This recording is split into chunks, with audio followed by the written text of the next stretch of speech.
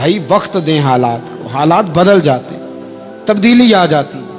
اللہ تبارک و تعالیٰ کمزوروں کو طاقتور کر دیا کرتا ہے، غریب کو امیر بنا دیا کرتا ہے۔ اللہ تبارک و تعالیٰ ان لوگوں کو جن کی کوئی آواز سننے والا نہیں ہوتا، ان کی چھوٹی آواز کو اللہ قوت دے دیتا ہے، طاقت دے دیتا ہے۔ شرط یہ ہے کہ آپ استقامت کا مظاہرہ فرمائیں، صبر کا مظاہرہ فرمائیں، آپ تھوڑا اپنی زندگی میں ٹھہراؤ لائیں، آپ تھوڑا حوصلہ کریں۔ آپ فوری طور پر وہ راتوں رات امیر ہونا، راتوں رات باوقار ہونا، راتوں رات چھا جانا۔ ہمارے ایک بزرگ فرمایا کرتے تھے،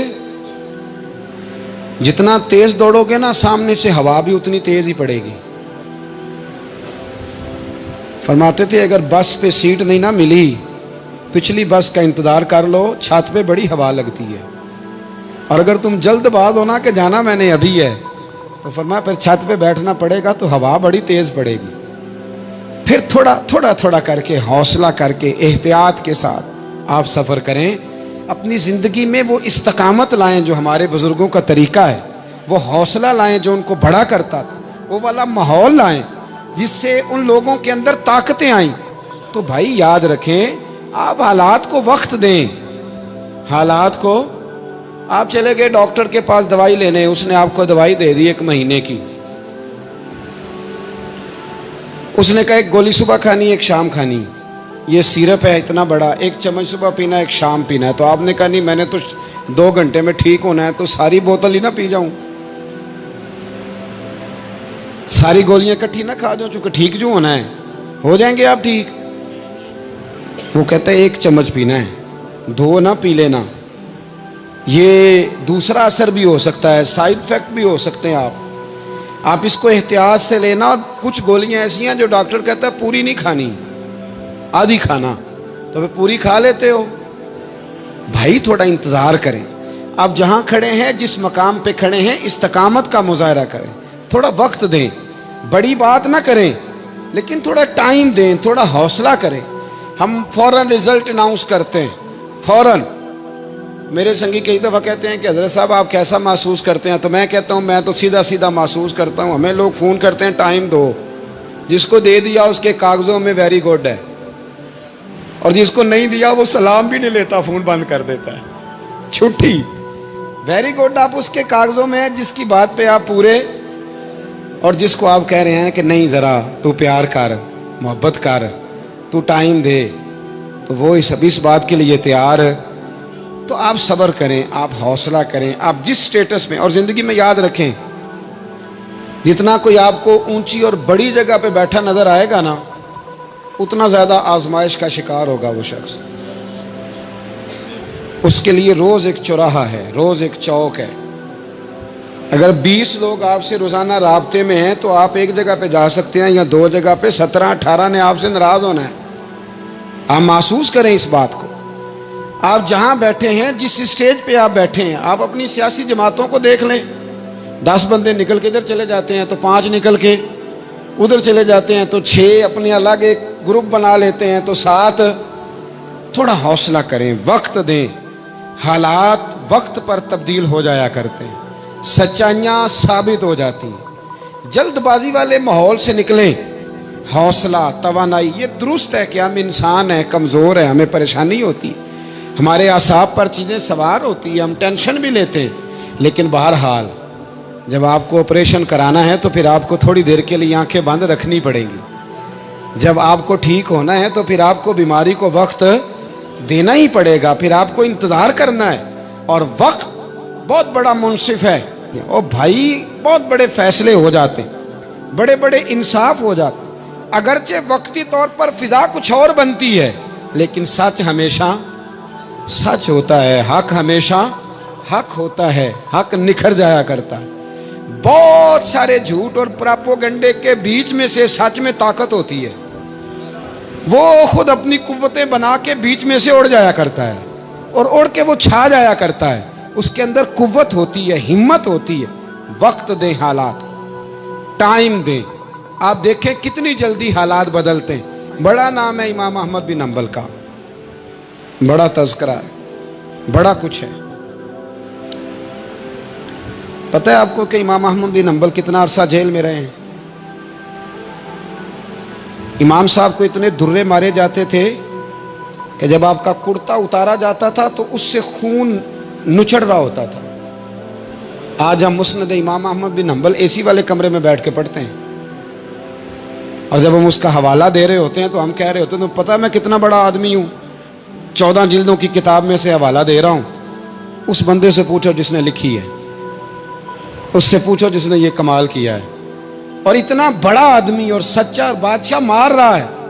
ایک دن اس نے تانا بھی دیا، کہنے لگا احمد بن حنبل مجھے بھی پتہ ہے آپ ٹھیک ہیں اور آپ کو بھی پتہ ہے آپ ٹھیک ہیں، ظلم ہو رہا ہے، زیادتی ہو رہی ہے، پر لوگ آپ کی سپورٹ کیوں نہیں کر رہے؟ دنیا آپ کے پیچھے کیوں نہیں چل رہی؟ کوئی آپ کے ساتھ کیوں نہیں آ رہا؟ تو امام احمد بن حنبل کہنے لگے اتنا ہی کافی نہیں کہ تو میرے اوپر ظلم کر کے بھی مجھے سچائی کہہ رہا ہے، یہ میری جیت کافی نہیں. اور فرمایا اگر تو نے رزلٹ دیکھنا ہوا نا تو تیرا اور میرا رزلٹ جنازے والے دن نکلے گا. حضرت سلطان بہو سے کسی نے کہا تھا زندگی میں بڑے مرید ہوئے، کہنے لگے نہیں، رب دا طالب کوئی نہیں ملیا، جو ملے ہے طالب زردہ ہو. آئے ہیں لوگ تویز دھاگا لینے، رب دا طالب کوئی نہ ملیا، جو ملے ہے طالب زردہ. وہ لینے آئے تھے تویز، ہم نے بھی دے کے بھیج دیا، بات ختم ہو گئی. شاہ بقی الدین ابن مخلد کے استاد فرمانے لگے کہ بیٹا تیرا ظرف بڑا ہے اور میرا علم تھوڑا ہے، اگر تو نے صحیح طرح پڑھنا ہے تو بغداد امام احمد بن حنبل کے پاس چلا جا، صحیح طرح پڑھنا، پھر وہ تیری تشنگی ختم کریں گے، تیری پیاس بجھا دیں گے، چلا جا. کہتے ہیں میں کشتی میں بیٹھا آنے کے لیے، رستے میں طوفان آ گیا، کشتی کو جانا کہیں اور تھا، چلی کہیں اور گئی. ایک جزیرے پہ ہم اترے. فرماتے ہیں کہ وہاں پیسے ویسے بھی ختم ہو گئے، پتے کھا کے گزارا کرنا پڑا. بغداد کی سمت کا تعین کر کے پتہ کر کے اس طرف میں چلنے لگا پیدل. ہمارا بچہ ماشاءاللہ سے جو ابا جی سے پورے پیسے لے کے جاتا ہے نا پڑھنے کے لیے، اس کا بھی پورا پریشر ہوتا ہے ابا جی کے، آپ کو پتہ نہیں میں پڑھائی کر رہا ہوں، حالانکہ بعد میں پیسے سارے اپنے اکاؤنٹ میں جمع کراتا ہے، ابا جی کو دیتا، لیکن پریشر کریٹ کرتا ہے کہ میں تعلیم حاصل کر رہا ہوں آپ کے حکم پر، لہذا آپ میرا احسان مانیں. معاذ اللہ تعالی. کہتے میں تعین کر کے بغداد کی سمت چلنے لگا، شہر بغداد دی کی یہ نشانی. کہتے میں جا رہا ہوں اس سمت، پتے بھی کھانے پڑے رستے میں. 1.5 مہینہ لگا تو میں بغداد پہنچا. اب میں نے لوگوں سے پوچھا کہ امام احمد بن حنبل کا مدرسہ کہاں ہے؟ جب میں نے کہا نا امام احمد بن حنبل، تو ایک زمانے میں نام بجتا تھا، ڈنکا بجتا تھا. آج جیل میں. جب کہا نا امام احمد بن حنبل تو جس سے پوچھا کہنے لگا چپ کر جا، ان کا ذکر نہ کرنا. تو ان کا نام لیتا ہے جیل ہی جاتا ہے، ان کا نہ نام لینا، خبردار. کہتے میں نے کہا کیا ہوا؟ کہ بادشاہ مخالف ہو گیا، امام صاحب کا دارالعلوم تو بند ہو گیا، وہ تو گھر میں قید ہیں. توجہ ہے میری بات پر؟ یہ ذوق اگر اسٹوڈنٹ کا بنتا ہے نا تو استاد پڑھانے والا نہ بھی نہ ہو تو وہ استاد کے سینے سے علم کھینچ لیا کرتا ہے، کھینچ لیا کرتا ہے.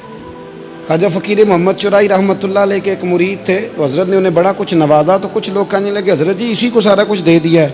فرمانے لگے بیلیاں ادیاں داواں ہی بڑیاں سن، یہ تو مینوں ریڑک کے مکھن کٹ کے لے گیا ہے.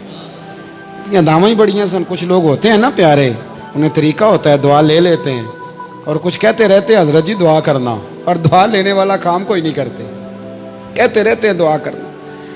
کہتے میں، لوگوں نے کہا کہ وہ مدرسہ بند ہے آپ کہاں جائیں گے؟ تو میں نے کہا میں کہیں بھی جاؤں کوئی ذریعہ حضرت تک پہنچنے کا. کوئی ذریعہ نہیں. ان کے گھر کو بادشاہ نے سب جیل بنا دیا ہے، سپاہی دروازے پہ کھڑے. آپ نے فرمایا پھر بھی ایک بندہ کہنے لگا اتنی نیکی کر سکتا ہوں کہ میں تمہیں ان کا دروازہ دکھا سکتا ہوں.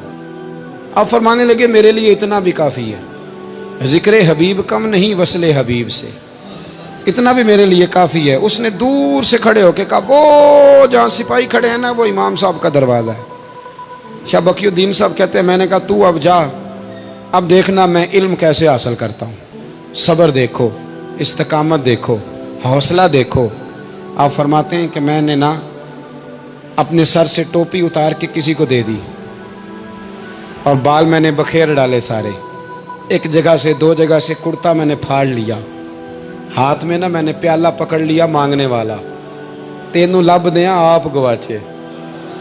मैंने ना प्याला पकड़ लिया हाथ में मांगने वाला, और जिस जगह गली में इमाम साहब का घर था ना, पहले कोने पे सदा लगाई, 1 दिनार का सवाल है। कहते हैं 1 दिनार मिला, फिर दूसरे दरवाजे पे आया, 1 दिनार मिला, फिर तीसरे दरवाजे पे आया।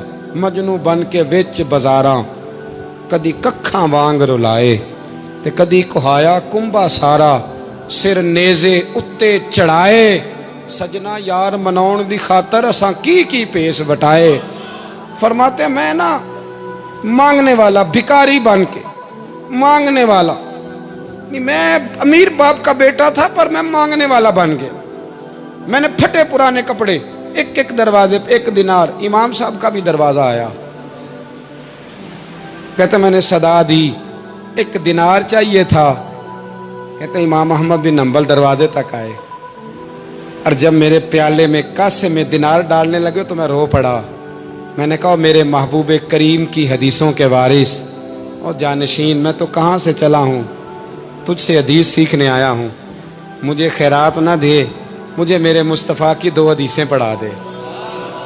तो कहते हैं शेख की आंखों में, इमाम साहब की आंखों में आंसू आ गए। फरमाने लगे यार मैं भी सोच रहा था स्टूडेंट ही कोई नहीं, किससे हबीब की बातें करूं, आज तो पढ़ा दूंगा तो कल कैसे आएगा। अर्ज की हुजूर जब तक आप जेल में रहेंगे मैं भिखारी बना रहूंगा। मांगना जो है नौकर की ते नखरा की, जब लेना जो है तो खत्म हो गई बात, प्याला सीधा रखेंगे। आप फरमाते हैं कई महीने, 1 2 4 दिन नहीं, कई महीने मैं हाथ में ना प्याला ले लेता और गलियों में घूमता। 1 दिनार का सवाल है। इस्तकामत, सबर, हौसला। आप फरमाते हैं इमाम अहमद बिन हंबल का दरवाज़ा आता तो वो 1 दिनार भी रोज़ देते और हदीसें भी रोज़ ही पढ़ाते। आप फरमाते हैं कि फिर वक्त बदल गया, फिर हालात तब्दील हो गए, बादशाह चला गया और नया आ गया। फरमाते हैं वो इमाम साहब का अकीदतमंद था, उसने मदरसा बड़ा बना के दिया, उसने मसनद बिछा के दी। पहले दिन जब इमाम साहब मसनद हदीस पर जुब्बा पहन कर, इमामा बांध कर, खुशबू लगा कर मिंबर पर बैठे हदीसें बयान करने, फरमाते हैं जब मैं आया ना सामने तो मैं उन्हें देख के रो पड़ा, वो मुझे देख के रो पड़े। फरमाते हैं उन्होंने कहा रास्ता छोड़ दो, इसे आगे आने दो। जब मैं आगे आया तो इमाम साहब फरमाने लगे पहले भी बड़ा पढ़ाया था, अब भी जिंदगी भर पढ़ाऊंगा, पर जिस सब्र और इस्तिकामत से तूने पढ़ा है, जो मज़ा उन दिनों में आया है शायद दोबारा कभी ना आए। थोड़ा हौसला पैदा करें, थोड़ा इस्तिकामत का मुजाहरा करें, थोड़ा सा ना। वो हज़रत ख्वाजा निज़ामुद्दीन साहब से एक शख्स ने आके कहा था मेरा पीर कामिल नहीं तो मैंने बदलना है। फरमाया शरीक कबाहत तो कोई नहीं। कहने लगा नहीं। तो आप फरमाने लगे तो अल्लाह की रज़ा के लिए खिदमत कर, हो सकता है तेरी खिदमत की बरकत से अल्लाह उसे कामिल कर दे, अल्लाह कामिल बना दे, तेरी बरकत से कामिल हो जाए। थोड़ा इस्तिकामत का माहौल बनाएं। मैं इस ज़माने में जो सबसे ज़्यादा कमज़ोरी महसूस करता हूँ लोगों के अंदर, वो ये है कि तदब्बुर नहीं, हौसला नहीं। एक बुत होता है मेरी ज़ात का जिससे मैं सारी ज़िंदगी बाहर नहीं निकल पाता। मैं कहता हूँ जो मैं कह रहा हूँ वो होना चाहिए, जो मैं चाह रहा हूँ वो होना चाहिए, जो मेरी ख्वाहिश है वो होना चाहिए। ऐसा नहीं होगा। ख्वाहिशें आप करेंगे, चाहते आप करेंगे, पर पूरी अल्लाह अपनी हिकमत से करेगा। पूरा अल्लाह अपनी। मेरे नबी करीम अलैहिस्सलाम ने एक दुआ मांगी थी, अल्लाह मेरी उम्मत लड़े ना। तो रब करीम ने कहा महबूब ये दुआ मुझसे मांगे ही ना। इसमें भी उसकी हिकमत है कि आपको हक पहचानना है, खुदा रहा अल्लाह पे छोड़ें। हम बड़े बेहौसला हैं, हम बड़े कमज़ोर हैं, हमें तो अल्लाह ताला खैर करे। अब तो ज़माने में जो दवाई सबसे ज़्यादा बिकनी चाहिए वो वहम की दवाई है, वो सबसे ज़्यादा बिकनी चाहिए। हर चौथा आदमी इस वहम का शिकार है कि जाने क्या हो जाएगा। कुछ भी नहीं होगा, वही होगा जो मंजूर है। आपको तो माशाल्लाह याद है, वही होगा जो मंजूर है। कुछ चीज़ें अल्लाह रसूल पे छोड़ें, सब्र के साथ, इस्तकामत के साथ। एक बात मैंने शुरू में की थी, फिर दोहराता हूँ आखिर पे। ये सोच लें कि आप हक पे हैं कि नहीं, आप सच्चे हैं कि हज़रत अब्दुल्ला इब्न ज़ुबैर इमाम हुसैन के बाद यजीदी फ़ौजों के ख़िलाफ़ निकले थे। आपके कुछ साथी शहीद हो गए थे और कुछ पीछे की तरफ चले गए थे, पसपा हो गए थे। हज़रत अब्दुल्ला इब्न ज़ुबैर अकेले रह गए थे। उस वक़्त आपकी वालदा हज़रत अस्मा बिनते अबी बकर सिद्दीक़ 90 साल उम्र थी और आंखों से नाबीना थी। فرماتے ہیں میں اپنی اماں سے مشورہ کرنے آیا، میں نے کہا اماں میرے کچھ ساتھی پیچھے چلے گئے، کچھ شہید ہو گئے، میں جہاد میں اکیلا رہ گیا ہوں، حکم کیا ہے؟ تو اماں کہنے لگی عبداللہ پہلے یہ بتا تو حق پہ ہے کہ نہیں؟ میں نے کہا اماں ہوں تو میں حق پہ، پر مجھے تیری بڑی فکر ہے، تیری 90 سال عمر ہے، یہ تو میرے جو مقابلے والے ہیں یہ تو بڑے سخت گیر لوگ ہیں، میری لاش کے ٹکڑے ٹکڑے کر دیں گے، تو برداشت کر لے گی؟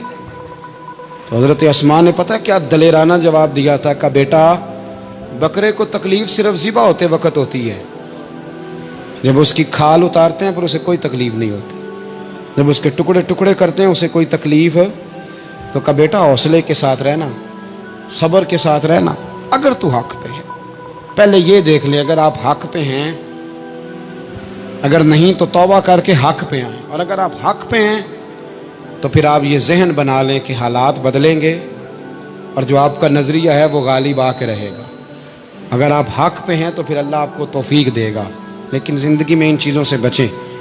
امام اعظم کے خلاف سازش رچی گئی، امام صاحب رحمۃ اللہ تعالیٰ علیہ کے پاس ایک بی بی دوڑی، حضور مسئلہ پوچھنا، آپ عورتوں سے ملا نہیں کرتے تھے، میں نے سوال کرنا ہے جی، جلدی جلدی سے اندر آ گئی، عورت جیسے ہی اندر داخل ہوئی باہر شور ہو گیا، امام صاحب کے پاس عورت ہے، اس نے بھی شور کر دیا کہ معاذ اللہ ثم معاذ اللہ، 10 درازی کیا امام اعظم نے۔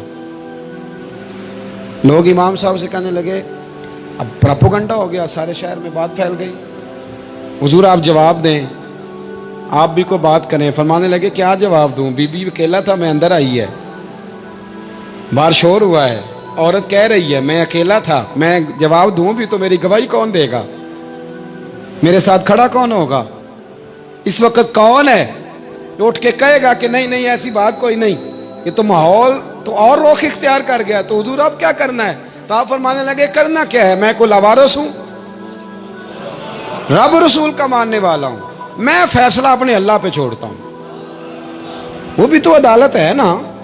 مصیبت یہ ہے کہ میں اور آپ سارے فیصلے خود کرنا چاہتے ہیں، حالانکہ خود کچھ فیصلے چھوڑ دینے چاہیے، وہی ہوں تو بہتر ہیں۔ فرمایا اللہ رسول پہ چھوڑتا ہوں، ختم ہو گئی بات، اب میں دلیل دوں گا بھی تو میری سنے گا کون؟ اس طرح کے ماحول میں کئی دفعہ آپ دلیل دیتے بھی ہیں تو کوئی سننے کو تیار ہے، وقت فیصلے کرتا ہے، کون سنے گا؟ فرمایا بس ٹھیک ہے، لے گئے پکڑ کے کوتوال کے پاس، تھانے میں بند کر دیا، اب اتنا بڑا امام ہے تھانے میں بند ہے، عورت بھی باہر بٹھا دی گئی، امام صاحب نے اس سے کوئی ڈسکس نہیں کی، جب اندر تشریف لے گئے سپاہی 2-3 کھڑے تھے، امام صاحب او ہو رب کریم کے بندوں کا وہی طریقہ، امام صاحب نے وضو کے لیے پانی مانگا اور پھر امام اعظم نے نفلوں کی نیت باندھی اور 2 رکعتیں پڑھ کے کہنے لگے مالک عزتیں بھی تیرے پاس ہیں، ذلتیں بھی تیرے پاس ہیں، تو جس حال میں ابو حنیفہ کو رکھے گا مجھے شکوہ کوئی نہیں، میں تیری رضا پہ راضی ہوں، جیسے تو چاہے میں راضی ہوں تیری رضا پہ۔ امام صاحب دعا مانگ رہے تھے تو آنسو ہاتھوں پہ گر رہے تھے، نہ کبھی مصلی بھی آباد کریں، نہ کبھی دنیا کو تو دکھڑے بڑے سنا لیے، نہ 2 رکعتیں پڑھ کے روئیں رب کی بارگاہ میں، محبوب کا وسیلہ پیش کریں، نہ اسے بھی تو منائیں نا۔ امام صاحب کے آنسو گرنے لگے، سپاہی بھی پریشان تھے، وہ بی بی نہ خود ہی اٹھی اور امام صاحب کے قریب گئی، کہنے لگی پہلے مجھے دنیا والے کہتے تھے، اب میں سمجھ گئی ہوں آپ تو رب کریم کے نیک بندے، اب نہ روئیں، سویرے جانا ہے نا قاضی کی عدالت میں، تو میں سویرے گواہی دوں گی کہ میں نے جھوٹا الزام لگایا تھا، آپ ناراض نہ ہوں۔ امام صاحب فرمانے لگے اس سے نہیں بات بنے گی، اگر تو نے کچھ کرنا ہے تو جو میں کہتا ہوں وہ کر، امام اعظم تھے نا، جو میں کہتا ہوں وہ کر۔ اس نے کہا جی وہ کیا؟ آپ فرمانے لگے اب تیری گواہی سے بھی بات اور ہو جائے گی، اس کو کہہ لیا ہے، اس کو منا لیا ہے، اس کی منت کر لی ہے، اس کو رشوت دے لی ہے، حالات کا تقاضا اب اور ہے، اب اس کا جواب بھی کچھ اور ہی ہے۔ با پردہ عورت تھی برقعے میں لپٹی ہوئی، اس کو گھر بھیج دیا، وہ کوتوال سے کہنے لگی میں بیمار ہوں، مجھے چھٹی دے دو، سویرے آ جاؤں گی، مدعی مقدمہ تو میں ہوں، اب مدعی کو تھوڑی کوئی باندھ کے رکھے گا۔ خاتون گھر چلی گئی، صبح قاضی کی عدالت میں مقدمہ لگا، امام صاحب رحمۃ اللہ علیہ کٹہرے میں کھڑے ہیں، یار بڑا مشکل ہوتا ہے معزز آدمی کا کٹہرے میں کھڑا ہونا، لیکن مخلوق تو فنکار ہے، اس درجہ کے پل بھر میں یہ سنگے در کعبہ سے بھی اسنام تراشے، تم کون ہو کیا چیز ہے داغے کبابی، لوگوں نے تو مریم پہ بھی الزام تراشے۔ یہ نہیں نا باز آتے لوگ، پھر مرضی ہے نا ہونا، کٹہرے میں کھڑا ہونا پڑ ہی جاتا ہے۔ کٹہرے میں کھڑے ہیں امام اعظم، تو قاضی پوچھتا ہے آپ کی بڑی قدر ہے، بڑی اہمیت ہے، تو آپ اس عورت کے بارے میں کیا کہتے ہیں؟ تو امام صاحب فرمانے لگے یہ جو کہہ رہی ہے اس سے پوچھ لیں۔ تو خود خاتون کہنے لگی میرا امام صاحب سے تعلق ہے۔ آپ فرمانے لگے ٹھیک کہتی ہے۔ ساری بھری عدالت سب لوگ حیران، حضرت تعلق ہے؟ فرمایا ہاں۔ کس طرح؟ فرمانے لگے میری بیوی ہے، زوجہ میری اہلیہ ہے۔ کہا جناب کس طرح؟ فرمایا محلے کی بیویاں بلا لو، اس کے ابا کو بلا لو، چہرہ دکھا لو۔ وہ سارے لوگ جمع ہو گئے، چہرہ کھول کے دیکھا تو امام صاحب کی زوجہ تھی۔ امام صاحب نے اس خاتون کو کہہ کے بھیجا تھا کہ یہی برقع میری بیوی کو دے کے سویرے بھیج دینا، یہی والا برقع جو تو نے پہنا ہے، اب گھر جا اور میری اہلیہ کو یہ برقع دے کے بھیج دینا۔ وہ برقع دے کے اس نے بھیج دیا۔ جب امام صاحب رحمت اللہ علیہ کی اہلیہ ثابت ہو گئی کہ یہ تو امام صاحب کی اہلیہ ہیں جو کھڑی ہیں، اب وہ جو سازش رچنے والے تھے وہ دائیں بائیں دیکھ رہے تھے۔ تو امام صاحب نے ایک بات کی جو بڑی شاندار ہے، فرمایا تدبیریں تم نے بھی کی تھی، پر جو تدبیر میرا رب فرماتا ہے نا، جو تدبیر میرا، فرمایا یہ ابو حنیفہ کی تدبیر نہیں، یہ تدبیر میرے اللہ کی ہے جو اس نے مجھے عطا فرمائی، مجھے سجھائی۔ اب قاضی صاحب نے حکم دیا کہ جتنے لوگوں نے الزام لگایا ہے وہ سارے معافی مانگیں، وہ آئیں جس نے بات کی۔ بھائی وقت کو دیکھیں، فیصلے اللہ کے حوالے کریں۔ ہم لوگوں نے جھگڑے کر کر کے، دلائل دے دے کے، بحث کر کر کے معاملات کو اتنا الجھا لیا ہے۔ آپ یقین کریں ایک ایک خاندان کی 15 میٹنگیں اور پنچایتیں ہو جاتی ہیں، پر رزلٹ صفر ہے۔ وہ جی وہ فلاں چودھری صاحب اس کے ساتھ مل گئے تھے، فلاں آدمی ادھر چلا گیا تھا۔ آپ تھوڑا وقت دیں، صبر کریں، استقامت کا مظاہرہ کریں۔